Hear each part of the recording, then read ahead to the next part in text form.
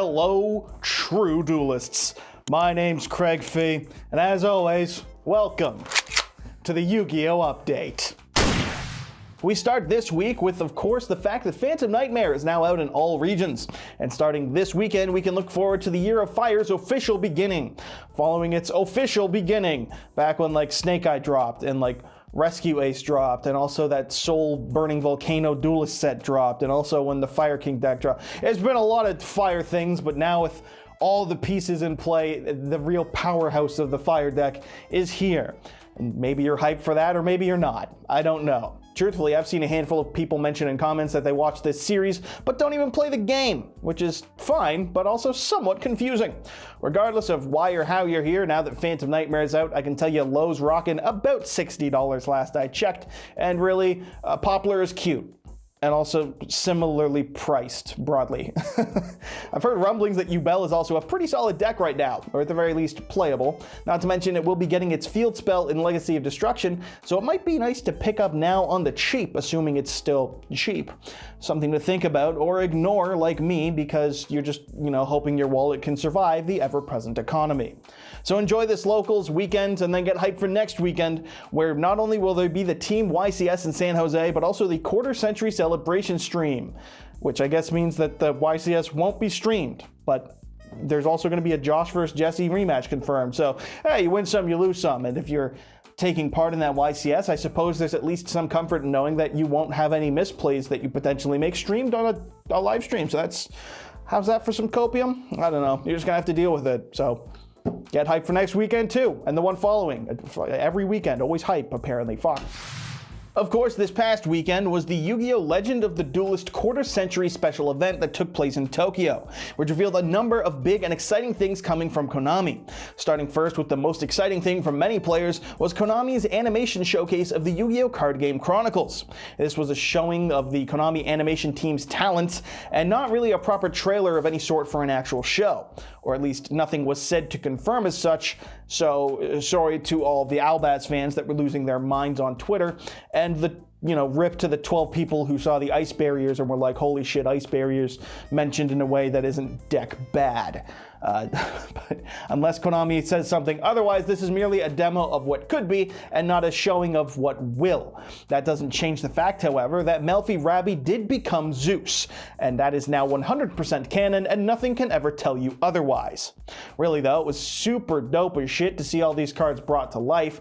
And if I had to guess, the one with the best shot at actually being made into an actual show would be the Sky Striker section, because it was the last one shown. It didn't have a section named in it at the beginning like every other deck did, and also there was that entire manga they made for Sky Strikers, which hints at it possibly becoming an anime. Just saying. Obviously, fuck that. The first anime should be the Go Giga Gaga Giggle lore in full before anything else, because boomas. But regardless of what might end up happening, it was hype as shit to see. People lost their minds, rightfully so. And in a move that feels like it was inevitable, Konami has also announced a VR game. I'm pretty sure this is in some amount how duels were played in some of the anime series. I couldn't actually be bothered to look that up. I just know people just started wearing like visors and goggles in regards to the Yu-Gi-Oh! Animes, and I'm like, well, that surely has a purpose. They can't just be like ripping off Digimon there, can they? And I don't know. We didn't look into it. There's no investigations here, just talking. One thing I do know is that the Duel Links Solid Vision experiment is of course a reference to something Kaiba did, but it's also a VR demo game being shown by Konami featuring 3D models of monsters such as, of course, Blue Eyes Dark Dragon? No, Blue Eyes White Dragon and Dark Magician Girl, which can be a pleasant and fun piece of news and nothing else. Once again, there was no announcement in terms of a platform or a release date for this, only a showing of what they're going for. There's already a jank Yu-Gi-Oh! VR game that exists and is unofficial that you are probably aware of thanks to that meme about activate Pot of Greed to draw 3 cards from my deck. And my turn, and all the shit he says in that goofy, fun-ass video. And while I assume this official one will be much more of a scripted game as opposed to a just jank, wild duels in VR, it's visually a damn good time. Because the dragon calm down, son. It is just a rendering. I was talking about the overall graphics of the game and how they mostly look cool. In regards to Master Duel, the event in Tokyo gave us two interesting little things to go on. The first was the Bond of the Duelists event, which involves obtaining a friendship chain, which is a special little trinket, if you will, at Master Duel. Obtained in-game initially only for players who attended the event in the Tokyo Dome, but would be passed on to each player that they dueled on the Master Duel ranked ladder, slowly infecting the player base with friendship chains. Infecting with friendship chains. It hasn't been made clear at my time of filming what will come of all of this, but from what I can tell, there's 4 colored chains to be getting, with rewards for getting them all. It's just a little bit of FOMO to get you playing the game. I mean, it's a great opportunity for fantastic prizes that you won't want to miss out on, and nothing else. The event also had a Master Duel AI project shown, which was an AI for Master Duel that was fully playing by itself and would duel against other players and learn to play them. But play the cards well against them. Konami made mention of the AI being made to be installed into Master Duel to play against it, but made clear that it has not been confirmed that it will actually be added to the game. It is more so just something that they're tinkering with. So yes, this story is in fact Konami confirming that they too are aware of AI and could use it. And not much else. Possibly one of the most 2024 pieces of news that they could have provided. And last up of note from this announcement was the Early Days Collection, a new video game collection of older Yu-Gi-Oh games, including some games that never made it to the West. The only named game thus far that never got out of Japan was Yu-Gi-Oh! Duel Monsters 4 Battle of Great Duelists, which originally released on the Game Boy Color. The Early Days Collection is still in development as of now, but has at least been confirmed to be coming on the Nintendo Switch as well as to Steam, because Xbox fucking sucks. Master Duel also had a handful of new things to grab in the game, such as a new special Royal Rare Blue Eyes White Dragon, some Blue Eyes themed accessories, and a dual field card case protector and more. The new Blue Eyes Chaos Max Mate exists as well, and 1,000 gems for free, along with 3 2-year anniversary packs, which they'll include some ultra rare Royal Finish cards in. Those new trinkets were all made available on the 7th, and give so much attention to Blue Eyes you could almost forget that Dark Magician exists entirely. Really, there's been such an abundance of Master Duel news this past week that I've even had to include it in its own separate section beyond the mentioning of the Royal Rares and the Blue Eyes Chaos Max Mate and the Blue Eyes Chaos Max Structure Deck and the Blue Eyes Field and the Blue Eyes Protector and so much goddamn Blue Eyes. I wouldn't blame you for forgetting that Dark Magician even exists. And of course, there's the new set that released this week that is the biggest thing, bringing the game the Snake Eye cards, including Poplar before it even debuted in the TCG, creating yet another odd format unique to Master Duel. Poplar for Snake Eye and Diabell Star, but no access to, say, Emergency for Rescue Ace? That's fucked up. That's really weird. It's cool, but weird. And of course, there's also the Rookie and Returner Mutual Follower campaign. Yeah, a chance for players to share codes and get a whole-ass Sword Soul deck. Just dead ass. If you and some friends or strangers want to share codes and follow each other, you can get yourself the deck fully playable as is. Playable. Get it? Sword Soul. More like Mid-Soul, am I right, gamers? More like Board Soul, making those same-ass plays again. More like, oh, it's not the tippy-top tier 1, so it's irrelevant and bad. Soul.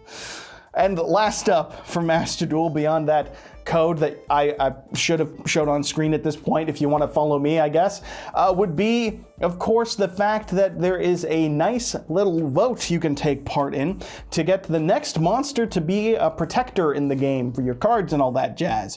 Because, well, Blue Eyes was the winner this time round, you can help Konami decide which monster will be up next. You could of course vote for your own favorite monster, as would be sensible and fully understandable, or maybe you want to vote for your favorite creator's suggested monster because that fucking squid thing that happened in Minecraft like 4 years ago was just funny and we should recreate it on a micro scale for Yu-Gi-Oh! Now, if you're a fan of comedy, you would of course be immediately trying to vote for Air Neos since it's not even in the game, but since it isn't in the game, you're not allowed to vote for it, which really only raises more questions. Where is Air Neos, Konami? What did you do to him? And is he okay? If you want to take part in this vote, you can go to the Konami Master Duel official Twitter, where you can find a link, and it will be up until the 21st. That'll be the last day you can vote this month, February 21st, to figure out what it is exactly Konami did to Air Neos, because the people need to know. What the fuck is going on with Air Neos, Konami? And also this week was more information about OTS Pack 24, most notably the confirmation of the 2 remaining Ultimate Rares. Accompanying Rock of the Vanquisher in the Ultimate Rare slot will be Harpy's Feather Duster, to go along with the Ultimate Rare Regeki we got in OTS Pack 2, which was like 8 years ago. Ouch times the fucking enemy. The 3rd Ultimate Rare will of course be Chaos Angel, a card in desperate need of a reprint for some, and therefore this is a good thing, and you can't complain about it. Sucks on your wallet, actually, you can't complain about that, but it's also going to look sick visually. That's it. There's no, you can love it or hate it, spitting straight facts. That card's got an Ultimate Rare print. Other 2 cards confirmed were the Pearly Sleepy Memory as well as Saphira Queen of Dragons, which didn't have their rarities confirmed, but Saphira is at least nice for people looking to play it in Voiceless Voice. Who can afford Voiceless but not Saphira? I don't know, but it's there for those who want it. Unless you're Australian, actually, in which case enjoy OTS 23 maybe. Who fucking knows? They're on like the weirdest delay. It's try not living on an island next time, huh? We also got some reveals from the Rarity Collection 2 this week, as Konami slowly drip feeds us information about the set. Confirmed to be in the set now are the 3 big named Solemn cards, namely Solemn Warning, Solemn Judgment, and Solemn Strike, as well as some pretty damn good generic staples to have. Things like Book of Moon, Book of Eclipse, DD Crow, Gold Sarcophagus, and Saravis the Ancient and Ascended. All fantastic cards in my opinion, and there's even Emergency Teleport and Preparation of Rites, which are solid things to have, all things considered, not anything I'm going to complain about. Instead, what I'm going to complain about is the inclusion of the cards Pearly, My Friend Pearly, and Pearly Pretty Memory for some godless reason. Now, I'm a fan of Pearly as a deck, which might be a sin to some of you, but as someone who likes and plays the deck, I really want to know, why the fuck is Pearly eating up slots in this set? Granted, it's nice to see the reprints of some of the more expensive cards in the deck for people who might want to play it. I'm not complaining about it in that aspect. I just think that that's not a set, or this is not a set to include Pearly in. This set should be for staples, not the Walmart brand reprints, okay? Get it? It's a big box store joke. It barely works. It's just saying Walmart randomly. The point I'm trying to make is, much like I had feared or mentioned I feared in a previous update that they would just include Pote archetypes in this, Sprite and Tearlament. Those are good things that need reprints, but this is a big staples box of collection of good stuffs. I don't want to open this box and pull a bunch of Scareclaw, Field Spells, and Pearly Cores. I want to get the staples, the generics, the goodies. And I feel like every time they reveal cards from this set, I get a bunch of things I really like, and then a bunch of little things that I'm probably gonna actually pull. And I fucking hate that, because that was true for the first one, Blue Eyes Hips Dragon, Tri-Brigade Revolt for no fucking reason, a card so stupidly included, I kind of messed up saying its name there. Why the fuck was that in that set? Why couldn't we have just improved on it? It's hard to say. Again, these are great reprints. I'm very happy for like 99% of these. I gotta pay more money for this box. I wanna get more out of it that is of value and not a second Pearly Core. Because again, I put that shit in a Battle of the Legend or something. Please. Why do you gotta make me mad about the cats, man? That's a dick move. And I guess in a little bit of community news that snuck up on me, I'm pretty sure I'm at 10,000 subscribers. There's a likely chance that when you're watching this is at 10K, this channel. I think I'm at like 9,995 at the time of filming, which I have faith that I'll get 5 subscribers in the next, I don't know, 10 days. God willing. If I can't, then good Christ. But if not, either way, I mean, thank you all for 10,000 subscribers. We did it. Something celebration. That's awesome to see. I'm glad people enjoy it, and I hope I can continue to be enjoyed. What a sentence. This is completely unscripted because I forgot, and I'll see what I can do. Maybe I'll actually use my fucking Discord and get an event going or something. I don't know. I'll figure it out. Either way, thank you so much, and here's to another 10K. hopefully soon. Hopefully we can continue that trend, right? Number go up, bigger number, better person, better content. So thank you as always. And so that'll wrap this one up. Let's move on to that glorious sponsor. And so that wraps it up. Shoutouts, as always, go to the LIFD Magnetic Display, the best way to support my channel currently, and the true duelist approved way to show that you've still got a Blue Eyes deck and don't know what to do with those cards. What are you gonna do, play Blue Eyes? What are you, fucking new? Yeah, maybe, I don't know. And maybe after you retire the deck, because you're just so goddamn sick of bricking on it, I wish I could love the deck more, you can throw them in a display. And if you choose to do so, it's 15% off using promo code YGOSTRATS15. You know the deal. The link's in the description, and you can do it. And there they are. And that's what they look like, and this is what it looks like. And it's pretty cool, and I'd recommend it, and it helps me out. So in that case, I'd recommend it too, because I'm a little bit selfish like that. Thanks to LIFD for the support as always, and thank you for watching. And so that wraps it up for this week's update. As always, I've been your host, that guy who uses a gun sporadically. Make sure you subscribe to the channel, and not only will you immediately impress your smoking Italian wife, maybe you'll get her off her nicotine addiction by being subscribed. Who fucking knows? Worth a shot. What's the worst that could happen?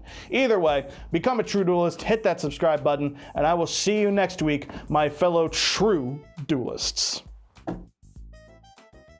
Really though, it was super dope to see all the cards brought to life in a way that isn't just the cards, and in some cases, quite literally. What?